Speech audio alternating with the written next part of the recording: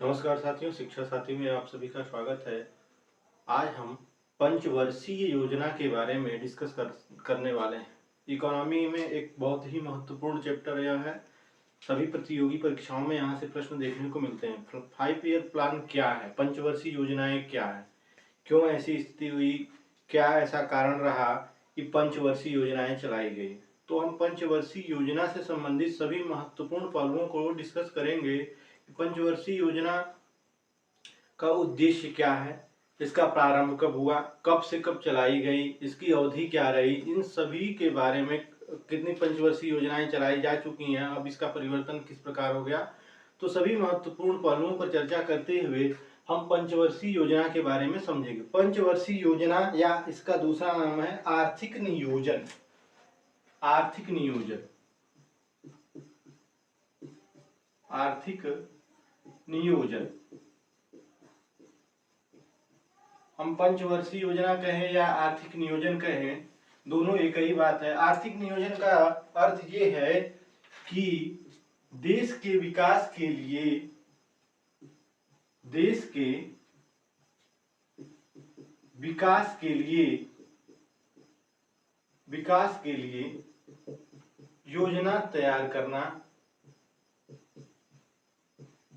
योजना तैयार करना आर्थिक नियोजन कहलाता है। आर्थिक नियोजन कहलाता है।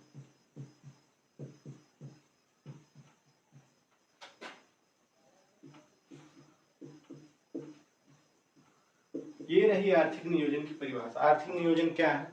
तो पंचवर्षीय योजना को ही आर्थिक नियोजन कहा जाता है। आर्थिक नियोजन में हम अपने देश के विकास के लिए एक योजना तैयार करते हैं और इस योजना के तहत हम विकास कार्यक्रम को आगे बढ़ाते हैं। अब ये अलग अलग विषय पर अलग अलग कार्यक्रम जो है तैयार किए जाते हैं। कभी कृषि पर बल दिया गया, तो कभी उद्योग पर बल दिया गया।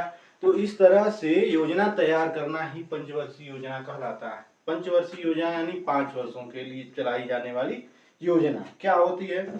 तो आइए सबसे पहले हम बात करते हैं कि इसका जन्म कैसे हुआ, कि इसकी अवधारणा किसने प्रस्तुत की, किस देश में से यह लिया गया है।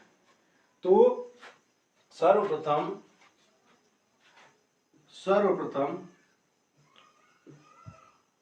इस आर्थिक नियोजन की जो शुरुआत करने वाला देश है, की शुरुआत जो हुई थी सन 1928 ईस्वी में यूएसएसआर यानी सोवियत संघ रूस, सोवियत संघ रूस, सर्वप्रथम रूस ने इस आर्थिक नियोजन पंचवर्षीय योजनाओं का शुरुआत किया वर्ष 1928 में। और इसके जो प्रणेता थे, यानी हम कहेंगे इसके जो प्रमुख थे, प्रमुख नेता जो थे इस योजना के, उनका नाम था जोजेफ स्टालिन। Joseph Stalin. अब हम बात करें भारत की पंचवर्षीय योजनाओं की, तो भारत की पंचवर्षीय योजनाएं जो हैं, जो भारत के अंदर चलाई गई, इसकी अवधारणा रूस देश से ही ली गई है। पंचवर्षीय योजनाओं की लिखेंगे भारत के में चलाई जाने वाली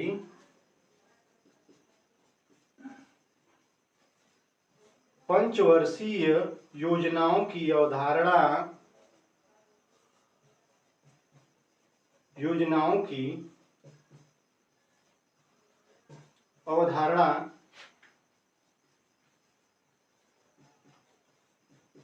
रूस से ग्रहण की गई है। यानी हमने देखा कि 5 ईयर प्लान जो है ये रूस के अंदर चल रहा है और बहुत अच्छा एक तरीका है विकास करने की दृष्टि से कि हम 5 वर्षों तक इस पर क्या करेंगे, एक एक विषय पर बल देते जाएं और इसके लिए हम उसके प्रयास को आगे बढ़ाते जाएं। तो भारत में जो चलाई गई पंचवर्षीय योजना, तो पूछा भी गया है जीडी के एग्जाम में, इसी बार पूछा कि पंचवर्षीय योजनाओं की अवधारणा किस देश से ली गई है। तो जो पंचवर्षीय योजनाओं की अवधारणा है हमने रसिया से लिया है। और इसे यहाँ पर लिखते हैं, इसे यानी पंचवर्षीय योजनाओं को, इसे भारत की समवर्ती सूची में रखा गया है। समवर्ती सूची में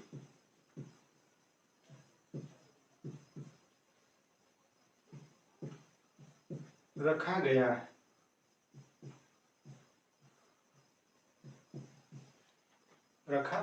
तो ये रही बात कि आर्थिक नियोजन क्या होता है। देश के विकास के लिए योजना तैयार करना आर्थिक नियोजन होता है। आर्थिक नियोजन की अवधारणा सबसे पहले किस देश ने प्रस्तुत की? तो रसिया ने की 1928 ईस्वी में। और वहां के इसके जो नेता थे, प्रमुख थे, उनका नाम था जोजेफ स्टालिन। उन्हीं के विचारों पर इसकी शुरुआत की गई थी और इसी से भारत ने क्या किया है, रूस से इसको ग्रहण किया है। आगे बात करते हैं 5 ईयर प्लान के बारे में, पंचवर्षीय योजना के बारे में, जो योजना आयोग का गठन हुआ। योजना आयोग, योजना आयोग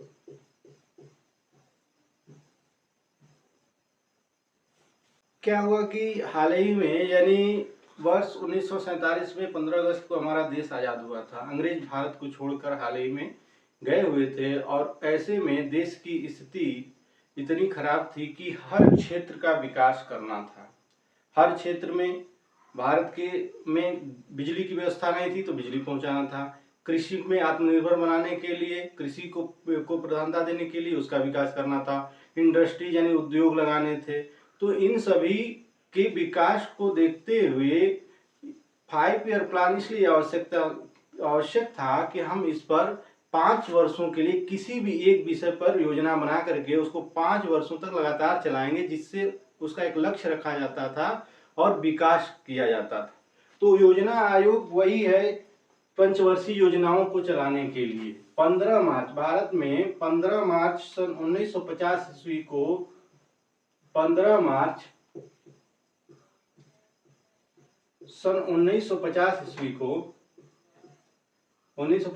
को योजना आयोग का गठन किया गया। योजना आयोग का गठन किया गया।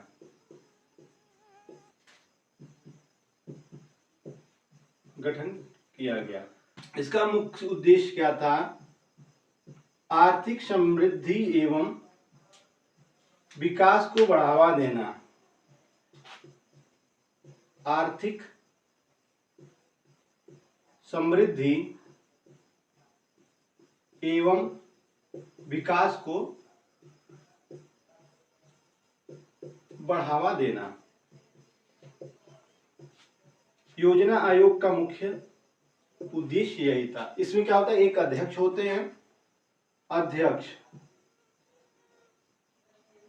और जो यहाँ योजना आयोग का जो अध्यक्ष होता है वो हमेशा प्रधानमंत्री होते हैं। प्रधानमंत्री होते हैं।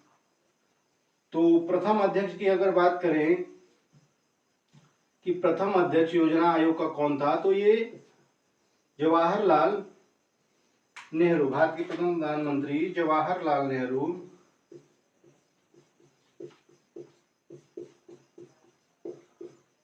यह योजना आयोग के प्रथम अध्यक्ष थे। क्योंकि अध्यक्ष कौन होता है? प्रधानमंत्री होता है। उसके बाद हम बात करेंगे कि उपाध्यक्ष होते हैं। इसमें उपाध्यक्ष होते हैं, क्योंकि पहले उपाध्यक्ष हुए गुलजारी लाल नंदा,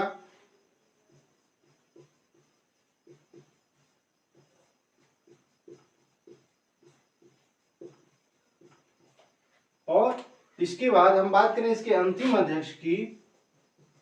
योजना आयोग के अंतिम अध्यक्ष कौन थे? तो अंतिम अध्यक्ष इसके रहे प्रधानमंत्री नरेंद्र मोदी।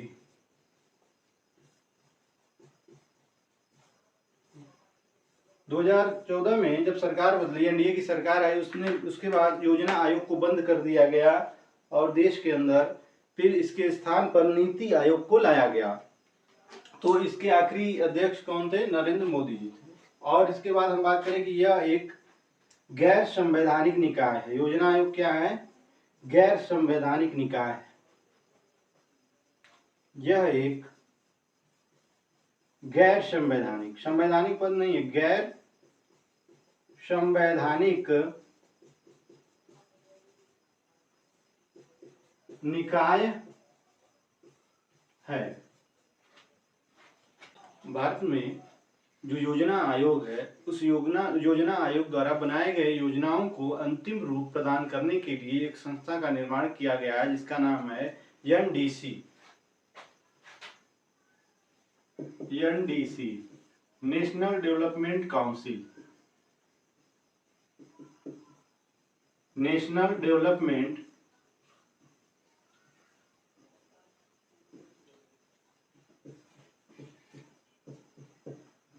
डेवलपमेंट काउंसिल, हिंदी में राष्ट्रीय विकास परिषद। राष्ट्रीय विकास परिषद। राष्ट्रीय विकास परिषद की स्थापना, इसकी जो स्थापना है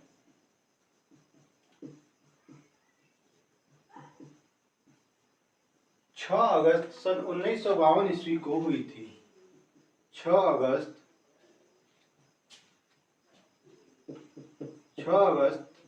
सन 1952 ईस्वी को भारत में एनडीसी नामक एक संस्था का निर्माण किया गया, नेशनल डेवलपमेंट काउंसिल, जो राष्ट्रीय विकास परिषद के नाम से जाना जाता है। कई बार पेपर में पूछा है कि एनडीसी यानी नेशनल डेवलपमेंट काउंसिल, हिंदी में पूछा राष्ट्रीय विकास परिषद की स्थापना कब की गई थी।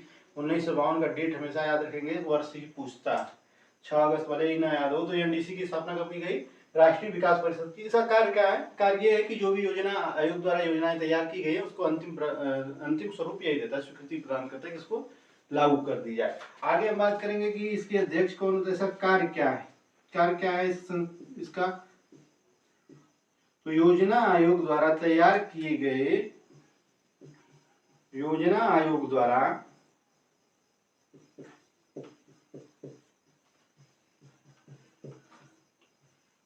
तैयार की गई योजनाओं को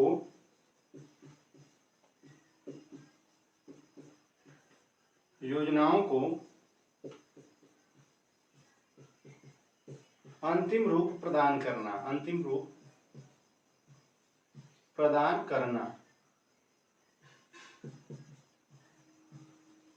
यानी स्वीकृति प्रदान करना। ये जब स्वीकृति, ये एनडीसी नेशनल डेवलपमेंट काउंसिल जब स्वीकृति प्रदान करती तब योजनाओं को लागू किया जाता है। तो इसका यही कार्य है। और पूछे कि एनडीसी यानी नेशनल डेवलपमेंट काउंसिल यानी राष्ट्रीय विकास परिषद का अध्यक्ष कौन होता है, तो इसका भी अध्यक्ष जो है हमारे प्रधानमंत्री साहब होते हैं। अध्यक्ष होता है प्रधानमंत्री। तो ये रहा महत्वपूर्ण पॉइंट यहाँ से एनडीसी के बारे में। योजना आयोग को पढ़ें तो ये जरूरी होता है एनडीसी को जानना, क्या है, कैसे है, स्थापना कब हुई, अध्यक्ष कौन होता है, कार्य क्या है। आगे बात करेंगे थोड़ा सा भारत में योजना आयोग के इतिहास की। योजना आयोग इतिहास में क्या है कि किस प्रकार से भारत के अंदर योजना आयोग का गठन हुआ। हालांकि अवधारणा तो इसकी ली गई है रूस के अंदर, लेकिन सबसे पहले इसका जिक्र किसने किया, तो भारतीय इतिहास में सबसे पहले एम विश्वेश्वरैया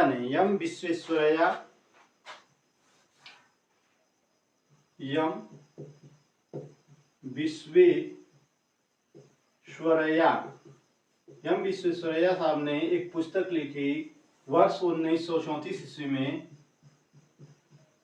एक पुस्तक लिखी जिसका नाम था the planned economy for India. इनकी पुस्तक का क्या नाम था?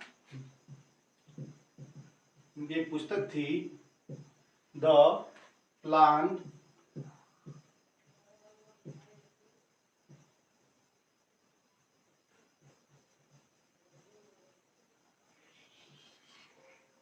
फॉर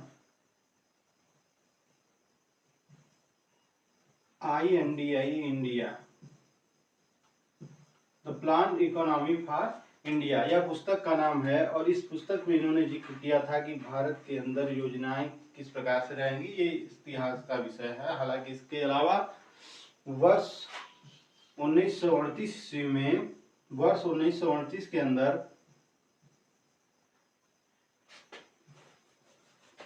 कांग्रेस का एक अधिवेशन हुआ था। कांग्रेस के हरिपुरा अधिवेशन, हरिपुरा अधिवेशन कांग्रेस के हरिपुरा अधिवेशन में, जिसकी अध्यक्ष, हरिपुरा अधिवेशन के अध्यक्ष कौन थे?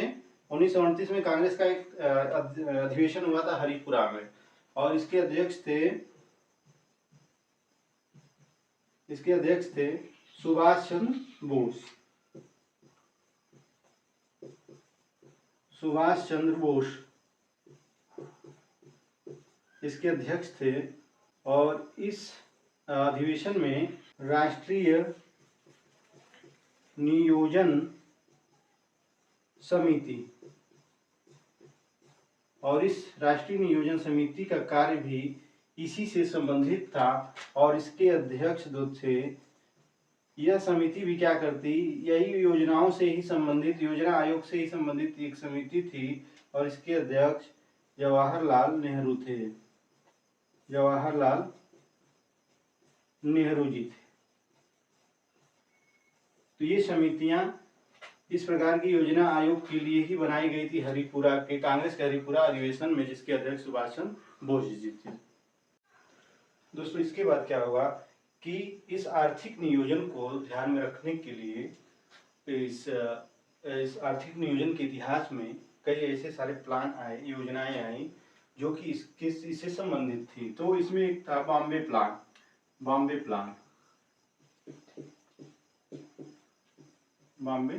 प्लान सन 1944 में बॉम्बे प्लान आया। ये मुंबई के 8 अरबपतियों द्वारा लाया गया प्लान था। मुंबई के 8 अरबपतियों द्वारा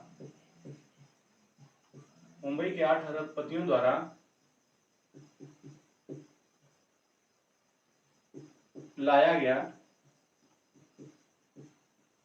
प्लान। और ये प्लान कैसा था? तो आर्थिक नियोजन से ही संबंधित था। और इसका जो अध्यक्ष जो थे, अर्देशियर दलाल उनका नाम था, अर्देशियर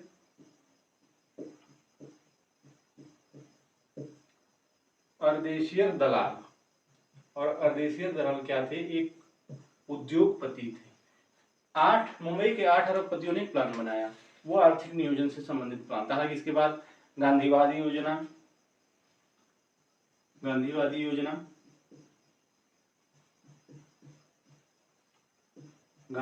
योजना आई, और ये भी वर्ष 1944 में आई थी। और इसका भी संबंध किससे था? तो आर्थिक नियोजन से संबंधित था, यानी इन सब मुद्दों से ही संबंधित था। इसके बाद सर्वोदय योजना आई, सर्वोदय योजना। और ये सर्वोदय योजना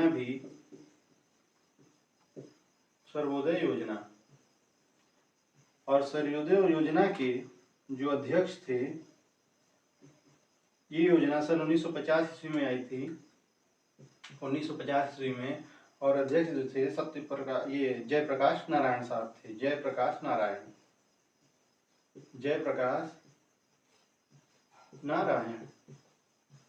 तो यानी हम कहेंगे कि इतिहास में हमने देखा, भारत में आर्थिक नियोजन के इतिहास के बारे में हमने समझा कि किस प्रकार से भारत के अंदर एम विश्वेश्वरैया साहब ने 1934 ईस्वी में अपनी पुस्तक the planned economy for India में भारत के आर्थिक नियोजन के बारे में चर्चा की थी। उसके बाद एक जो है समिति बनाई गई थी कांग्रेस के हरिपुरा अधिवेशन में, और उसके बाद से ये 2-3 एक जो है प्लान और आए जो आर्थिक नियोजन से संबंधित थे। तो इसके बाद क्या हुआ कि आगे जब फाइनली योजना आयोग लागू हो गया था वर्ष 1950 में, 15 मार्च 1950 को योजना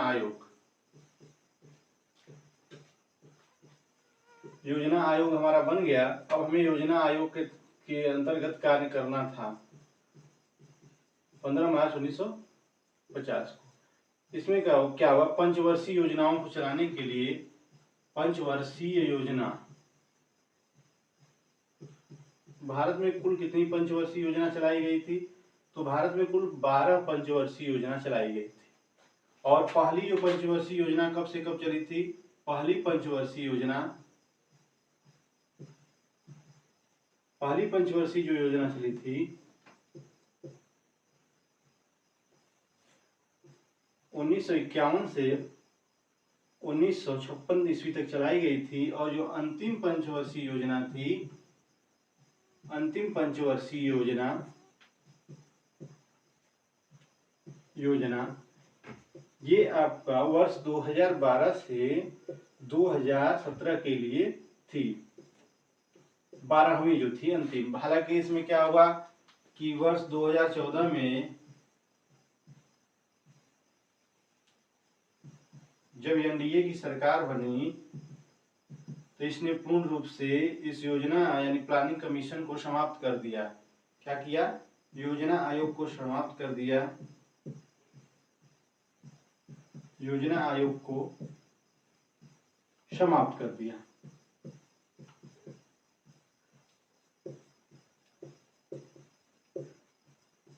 और नीति आयोग का जन्म हुआ। तो नीति आयोग योजना आयोग के की जगह पर ही आया हुआ है।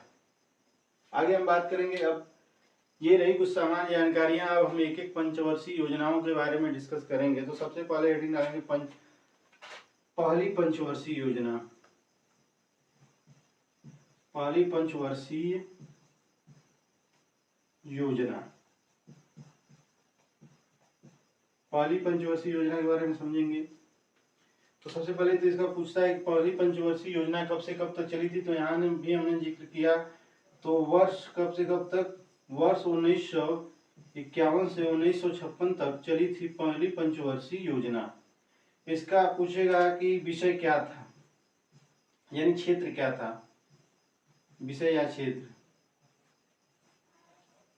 तो कृषि एवं सिंचाई पर आधारित यह योजना थी। कृषि एवं सिंचाई को बढ़ावा देना, कृषि एवं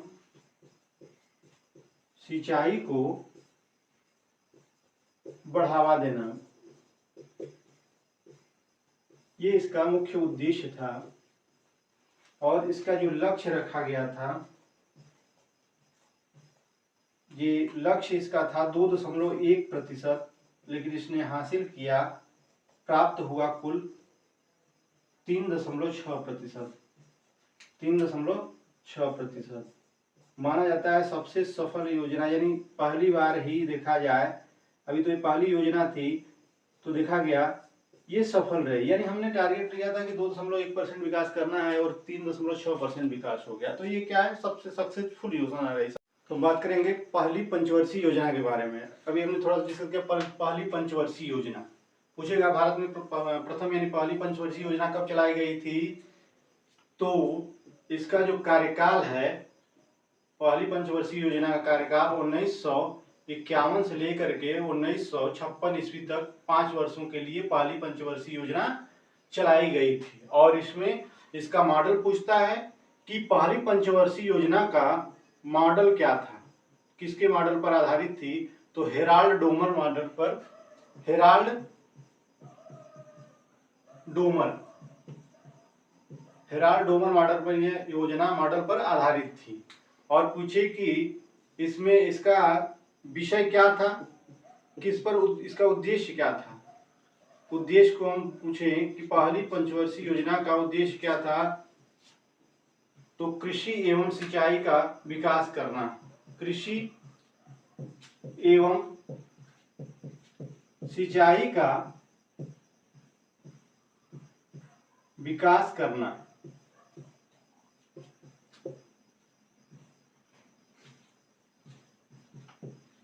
लक्ष्य कितना निर्धारित किया गया था। तो पहली पंचवर्षीय योजना का जो लक्ष्य है यह 2.1% निर्धारित किया गया था। और प्राप्त की बात करें, प्राप्ति कितनी हुई थी, तो इसकी प्राप्ति जो हुई थी 3.6% प्राप्ति हुई थी। तो हम ये कहेंगे कि हमने जितना लक्ष्य रखा था, यह योजना जो है कहीं उससे अधिक अच्छी साबित हुई। तो हम कह सकते हैं कि यह योजना हमारी क्या थी, प्रथम पंचवर्षीय योजना बिल्कुल सफल योजना रही। हमने अपने लक्ष्य से अधिक प्राप्त किया। और इसके बाद अगर बात करें तो इस योजना के तहत हीराकुंड बांध परियोजनाओं की बात करें हम कि कौन कौन सी परियोजनाएं सिंचाई के लिए,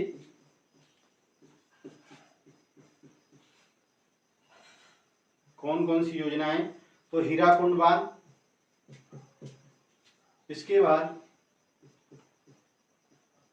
दामोदर घाटी परियोजना, दामोदर घाटी परियोजना, भाखड़ा नागल बांध, भाखड़ा नांगल बांध सतलज नदी पर बना है। इन 3 परियोजनाओं को जन्म दिया गया और इसके बाद वर्ष 1952 ईस्वी में सीडीपी सामुदायिक विकास कार्यक्रम की शुरुआत की गई थी। सामुदायिक विकास कार्यक्रम, सामुदायिक विकास कार्यक्रम। पूछे कि सामुदायिक विकास कार्यक्रम की शुरुआत कब की गई थी? 1952 ईस्वी में की गई थी और किस पंचवर्षीय योजना के अंतर्गत की गई थी? तो भारत में प्रथम पंचवर्षीय योजना के तहत की गई थी। और इसमें जो इससे भी प्रमुख बात है कि वर्ष 1955 ईस्वी में, यानी सन 1955 ईस्वी में अमेरिका के सहयोग से, अमेरिका के सहयोग से तमिलनाडु के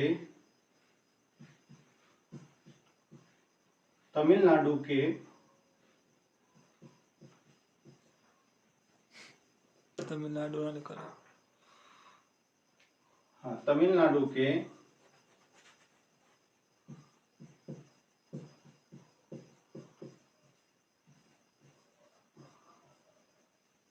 चेन्नई में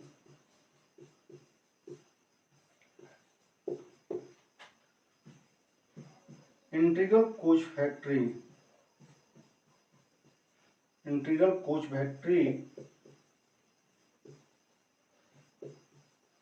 फैक्ट्री की स्थापना की गई थी। इंटीग्रल कोच फैक्ट्री की स्थापना पहली पंचवर्षीय योजना के तहत 1955 ईस्वी में अमेरिका के सहयोग में भारत के तमिलनाडु राज्य के चेन्नई में की गई थी। और इसके बाद 2 और कोच फैक्ट्रियां, एक कपूरथला में और एक रायबरेली। भारत के अंदर 3 जो है कोच फैक्ट्रियां हैं। और इसके बाद क्या हुआ कि भारत में 5 आईआईटी कॉलेज, भारत में 5 आईआईटी कॉलेज की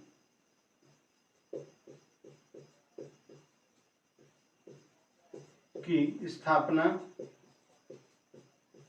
की गई। वर्तमान में भारत में कुल 23 आईआईटी कॉलेज हैं पूरे भारत के अंदर। तो पहली पंचवर्षीय योजना में ही 5 आईआईटी कॉलेज का निर्माण कर दिया गया। 3 परियोजनाएं सिंचाई के रूप में तैयार कर दी गई, भाखड़ा नागल बांध, उसके बाद आपका दामोदर घाटी परियोजना और हीराकुंड बांध। सिंचाई को ध्यान में रखना था और कृषि का विकास करना था। कृषि सिंचाई पर निर्भर होती है, फसलों को पानी की आवश्यकता होती है और इसकी पूर्ति के लिए यह भारत में आवश्यक था कि बांधों का निर्माण नदियों पर किया जाए, जिससे हम क्या करें, सिंचाई की व्यवस्था को सुचारू रूप से चला पाएं, हर जगह पानी को पहुंचा पाएं। तो इन 3 परियोजनाओं का निर्माण किया गया। इसके बाद इंटीग्रल कोच फैक्ट्री का निर्माण कराया गया, 5 आईआईटी कॉलेज स्थापित किए गए, सीडीपी यानी सामुदायिक विकास कार्यक्रम का 1952 में शुरुआत हुआ और साथ ही साथ इसका लक्ष्य जो रखा गया था उससे ये अधिक लक्ष्य प्राप्त की। तो यह एक सफल पंचवर्षीय योजना रही। प्रश्न क्या बनता है यहाँ से, इनका मॉडल पूछ लिया जाता है। जीडी में पूछा प्रथम पंचवर्षीय योजना किस मॉडल पर आधारित थी, तो हेराल्ड डोमर मॉडल पे। उद्देश्य क्या था, उद्देश्य को पूछता है।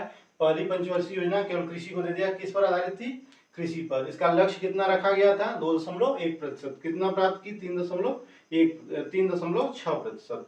हीराकुंड बांध और दामोदर घाटी परियोजना और भाखड़ा नागल बांध जो सतलज नदी पर बनाया, इसका निर्माण किस पंचवर्षीय योजना के तहत कराया गया, प्रथम पंचवर्षीय योजना के तहत कराया गया। तो ये रहे कुछ महत्वपूर्ण प्रश्न जो प्रथम पंचवर्षीय योजना से बनते हैं। तो आगे हम बात करेंगे दूसरी पंचवर्षीय योजना के बारे में। दूसरी पंचवर्षीय योजना,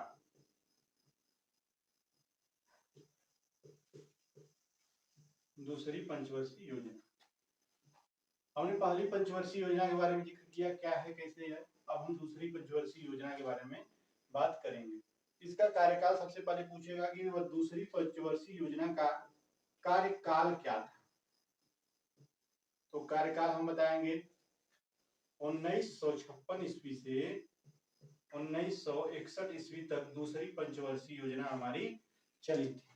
मॉडल क्या था दूसरी पंचवर्षीय योजना का? मॉडल क्या था? तो हम मॉडल बताएंगे पीसी महालनोबिस। पीसी महालनोबिस पहली योजना, हेराल्ड डोमर दूसरी पीसी महालनोबिस के आधार के मॉडल पर आधारित थी। हम बात करें कि इसका उद्देश्य क्या था।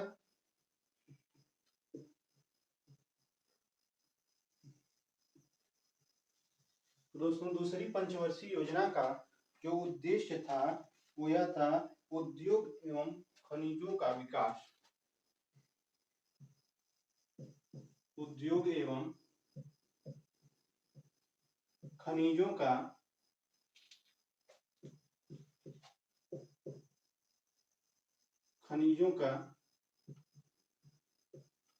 विकास।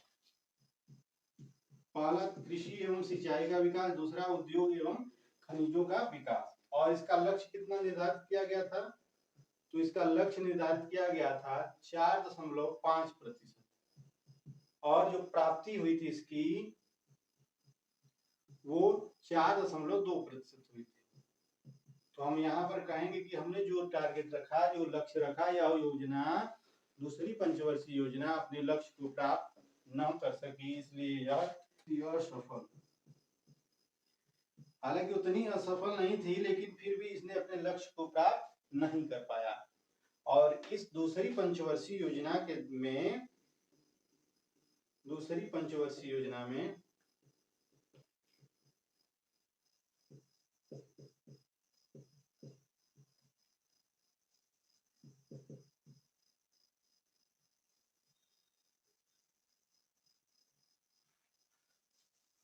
आपका 3 प्लांट ऐसे लगाए गए। एक आपका राउरकेला का स्टील प्लांट, और उसके बाद दुर्गापुर का प्लांट और भिलाई संयंत्र, भिलाई वाला, 3 जो है उद्योग यूएस में स्थापित किए गए।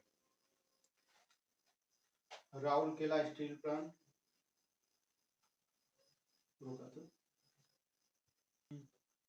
और इसमें जो है इस पंचवर्षीय योजना में 3 लौह इस्पात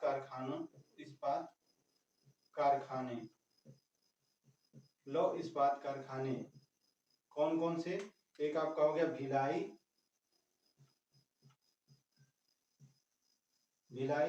ये कहां पर है? छत्तीसगढ़। भारत के छत्तीसगढ़ राज्य में भिलाई जो संयंत्र है, और इसका स्थापना जो की गई थी वो रूस के सहयोग से की गई थी। रूस के सहयोग से। इसके बाद भिलाई के बाद आपका दुर्गापुर हो गया। दुर्गापुर, और दुर्गापुर कहाँ पड़ता है? पश्चिम बंगाल के अंदर। पश्चिम बंगाल।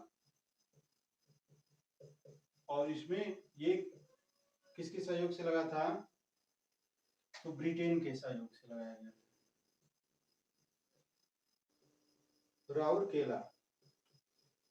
राउरकेला जो प्लांट है ये आपका कहां पर है?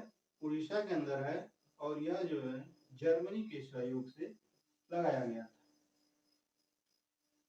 इसी पंचवर्षीय योजना के तहत खादी एवं ग्रामोद्योग की स्थापना की गई। ग्रामोद्योग,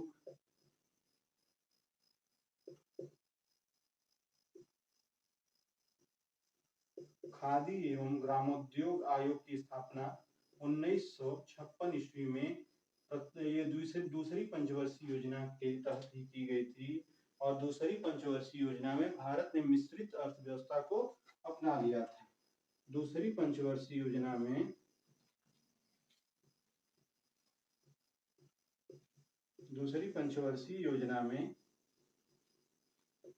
में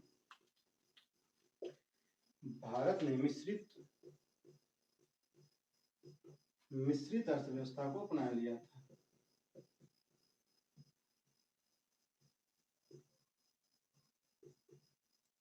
मिश्रित अर्थव्यवस्था को अपना लिया था।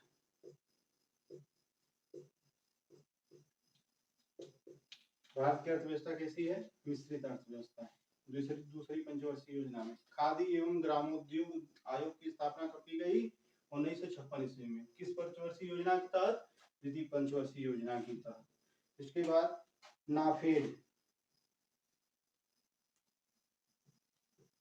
नाफेड नामक संस्था की स्थापना जो है इसी पंचवर्षीय योजना में 2 अक्टूबर सन 1958 ईस्वी को की गई थी। तो ये कुछ प्रमुख कार्य जो है इस द्वितीय पंचवर्षीय योजना के अंतर्गत किए गए थे। प्रश्न के यहाँ से किस प्रकार बनता है कि द्वितीय पंचवर्षीय योजना का वर्ष पूछ ले कि कब से कब तक चलाई गई थी? 1956 से 1961 ईस्वी तक। किस मॉडल पर आधारित थी?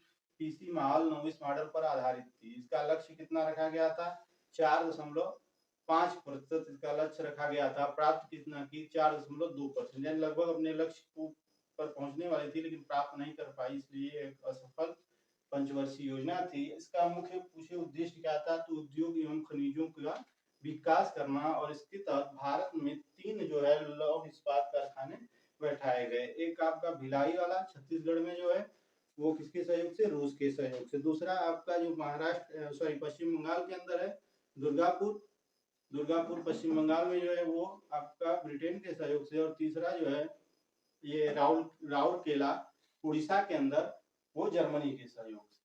तो ये रही द्वितीय पंचवर्षीय योजना से संबंधित कुछ महत्वपूर्ण बातें। आगे की पंचवर्षीय योजना को हम अगली क्लास में करेंगे। तब तक हम उम्मीद करते हैं कि आपको यह वीडियो पसंद आया होगा। अगर पसंद आया तो इस वीडियो को लाइक करें और चैनल को सब्सक्राइब अवश्य करें।